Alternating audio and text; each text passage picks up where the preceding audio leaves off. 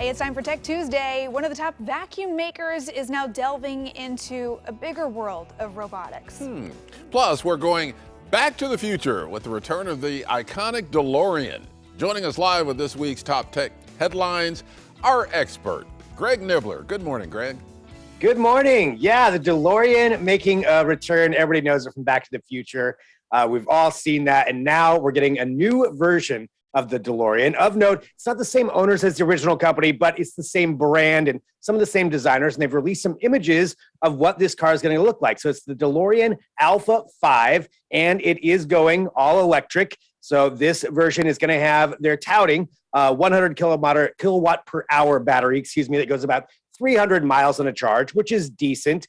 They did release some statistics saying it can go from 0 to 60 in about 2.9 seconds and 0 to 88 in about 4.3 seconds. So they did have that out there. But I think the key thing is they're going to have the iconic gull wing doors are coming back, which those, I love that. I don't know how efficient those really are, but they still look really cool. So they're going to have that on it. Some of the same grills and designs that you got with the original DeLorean, and then updated to look a little bit more Tesla-like, but still pretty cool. And they did say it'll go from 0 to 155 miles an hour also. So that's pretty fast for an electric vehicle. And this thing's coming out in about a couple of years, probably 2024. It's going to be expensive, $175,000-ish, somewhere in that range. But if you want to have a cool name like DeLorean, this is the one for you. So we're expecting some more videos possibly today, but that's where we're at right now. So DeLorean making a comeback.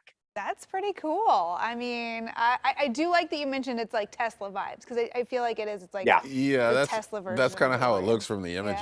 Yeah. And I didn't even know that DeLorean was even still a thing. I didn't even know they had a company, So this is news to me. It's kind of pretty interesting. Yeah, Back to the Future in a totally different way. Hey, so for anyone who's a fan of Dyson vacuum cleaners, I remember getting really excited about having a Dyson. That's when I realized I was an adult and getting excited about a vacuum cleaner. Right. So they're delving further into the world of home cleaning with some new robots.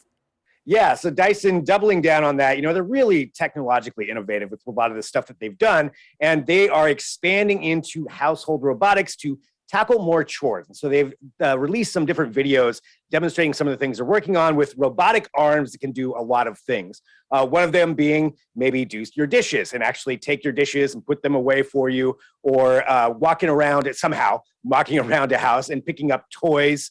They showcased that, so say kids leave toys around, they could pick them up and put them away for you. Household chores that you would want to do, but also delving further into the vacuum side of things with this robotic arm. They demonstrated how it could walk up to, say, a chair that it's never seen before and 3D scan it in real time, and then is able to know exactly where to vacuum it, all the nooks and crannies and all of that. So essentially walk around and do all that stuff on its own. And that's what they want to develop. They're hiring hundreds of new engineers to help work on this. And they're not the only company working on things like this for household robotics, or almost like a household robot butler.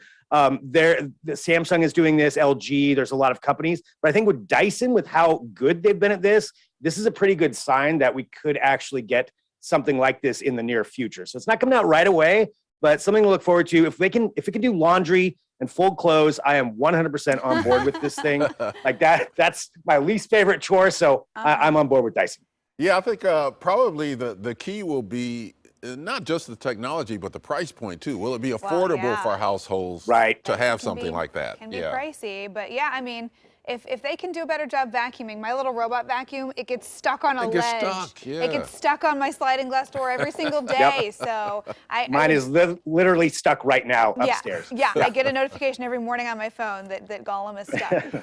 If they could figure out a way to do that, that'd be great. It's all good. Last thing we'll talk about, horses in Iceland. They're actually sending work emails. How's that work? This is kind of ridiculous, but I figured we had to talk about it. So this is coming from visiticeland.com. That's where you can go. So the Iceland Tourism Board, they created a thing called Outhorse Your Email. And the idea is when you go on vacation, you don't want to bother replying to emails or setting that reply all. So this is something they apparently actually did. They built a gigantic horse-sized keyboard, and they have these Icelandic horses that they train to walk across them to type in nonsense, but that will actually create an email that you could send to someone. I don't know if it's all really tech-based, if they really did this, but they said they did. Either way, it's kind of hilarious. And you can go there and pick between like 3 different horses that will type out your emails for you. And it's free. Yeah, it's pretty. The videos alone are worth it to me. I think that's so funny. And yeah, instead of outsourcing, you're out-horsing your emails. Out-horsing, yes. You know, Iceland's tourism, you got to give them credit. Honestly, their marketing team needs a raise. They've come up with some really fun promotions the last couple of years. And it's a great country to visit. It's beautiful. Awesome. All right, thanks for the rundown, Greg. We'll see you again soon.